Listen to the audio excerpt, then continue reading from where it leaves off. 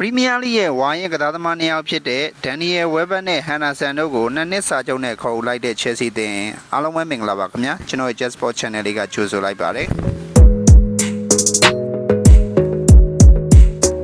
ချယ်ဆီအသင်းကတော့ပရီးမီးယားလိရဲ့ဝါရင်တိုက်စစ်မှုဘရိုက်တန်အသင်းရဲ့ဒန်နီယယ်ဝဲဘတ်ကိုနှစ်နှစ်စာချုပ်နဲ့အတူခေါ်ယူလိုက်ခဲ့ပြီပဲဖြစ်ပါတယ်လဘာပူးအသင်းနဲ့ဘရန်ဖို့အသင်းတို့ရဲ့ကွင်းလေကစားသမားဟန်နာဆန်ကိုလည်းအလွတ်ပြောင်းရွှေ့ခြင်းနဲ့ခေါ်ယူခဲ့တာဖြစ်ပြီးတော့နီးပြအလွန်ဆိုရဲ့လက်အောက်မှာချယ်ဆီအသင်းဟာအပြောင်းရွှေ့တွေကိုခက်သက်သက်ကိုလှုပ်ရှားနေခဲ့တာပဲဖြစ်ပါတယ်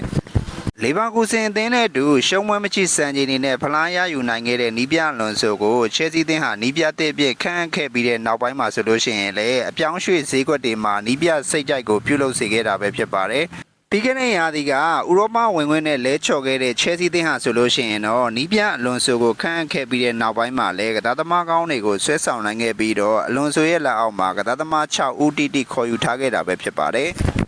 ဥရောပဝင်ခွင့်မရရှိခဲ့တဲ့ချယ်ဆီအသင်းကိုရွေးချယ်ခဲ့တဲ့အလွန်ဆိုဟာဆိုလို့ရှိရင်တော့သူ့ရဲ့ပွဲဥတဲ့ခြေစမ်းပွဲဩစတြေးလျမြေမှာဆိုလို့ရှိရင်တော့အပြန်လန်သွင်းကိုတွေနဲ့အတူ6-4ဆိုတဲ့ရလဒ်နဲ့အနိုင်ရလက်ရရှိခဲ့တာပဲဖြစ်ပါတယ်။ Transfer window မှာဆိုလို့ရှိရင်လည်းချယ်ဆီအသင်းဟာငွေသုံးအကျန်းဆုံးဖြစ်နေပြီးတော့ Premier League မှာနံပါတ်1အများဆုံးငွေကြေးသုံးစွဲထားတာပဲဖြစ်ပါတယ်။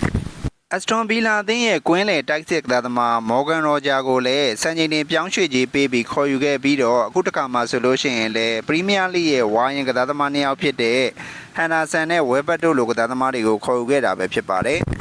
ဘရန်ဖို့အသင်းရဲ့ကွင်းလေကစားသမားဟန်နာဆန်ရဲ့ပြီးခဲ့တဲ့ရာသီစွမ်းဆောင်ရည်တွေကိုကြည့်မယ်ဆိုလို့ရှိရင်ချယ်ဆီအသင်းရဲ့ကွင်းလေကစားသမားတွေဟာဘလို့မှကိုလိုက်မမီခဲ့တာပဲဖြစ်ပါတယ်ဒါကတော့ပြီးခဲ့တဲ့ရာသီကဘရန်ဖို့အသင်းရဲ့ကွင်းလေကစားသမားဟန်နာဆန်ရဲ့စွမ်းဆောင်ရည်တွေကိုချယ်ဆီကစားသမားတွေနဲ့ရှင်ပြထားတဲ့အချက်လက်ပဲဖြစ်ပါတယ်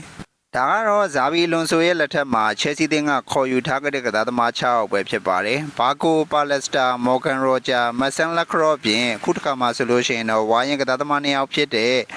ဒန်နီဝဲလ်ဘတ်နဲ့ဂျော်ဒန်ဟန်ဒါဆန်တို့ကိုပါခေါ်ယူထားခဲ့တာပဲဖြစ်ပါတယ်။ချယ်ဆီအသင်းဟာဆိုလို့ရှိရင်ပရီးမီးယားလိရဲ့ပြန်မြအသက်နှုန်းတန်းကိုကြည့်မယ်ဆိုလို့ရှိရင်အသက်ငယ်ပိုင်းတွေများနေတာဖြစ်တဲ့အတွက်ကြောင့်အသက်ငယ်တဲ့ကစားသမားတွေကိုထိန်းချောင်းဖို့လို့အတွက်ဝါရင်ကစားသမား2ယောက်ဖြစ်တဲ့ဟန်ဒါဆန်နဲ့ဝဲဘတ်တို့ကိုအလွန်ဆိုကခေါ်ယူခဲ့တာပဲဖြစ်ပါတယ်။လေဘာကူဆင်အသင်းနဲ့အတူရှုံးမွဲမရှိစံချိန်တွေနဲ့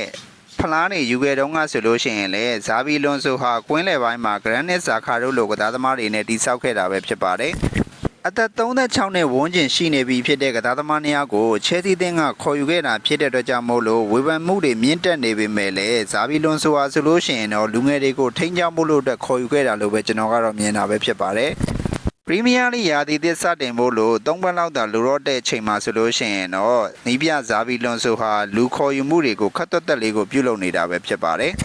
အခုကျွန်တော်ဗီဒီယိုကိုကြည့်နေတဲ့မိတ်ဆွေတွေထဲမှာချယ်ဆီပရိသတ်တွေပါတယ်ဆိုလို့ရှိရင်နီးပြအလွန်ဆိုရဲ့တက်ကြီးကစားသမား2ယောက်ကိုခေါ်ယူခဲ့တဲ့အမြင်ပေါ်ဘယ်လိုတွေမြင်ကြလဲဆိုတာကွန်မန့်ဘောက်အောက်မှာဝေမျှပေးသွားလို့ရပါတယ်။ဒါလေးကတော့ပရီးမီးယားလိရဲ့ဝါရင်ကစားသမား2ယောက်ဖြစ်တဲ့ဟန်နာဆန်နဲ့ဝဲဘတ်တို့ကိုနှစ်နှစ်စာချုပ်နဲ့ခေါ်ယူလိုက်တဲ့ချယ်ဆီအသင်းရဲ့အကြောင်းလေးကိုတင်ဆက်ပေးထားတာပဲဖြစ်ပါတယ်။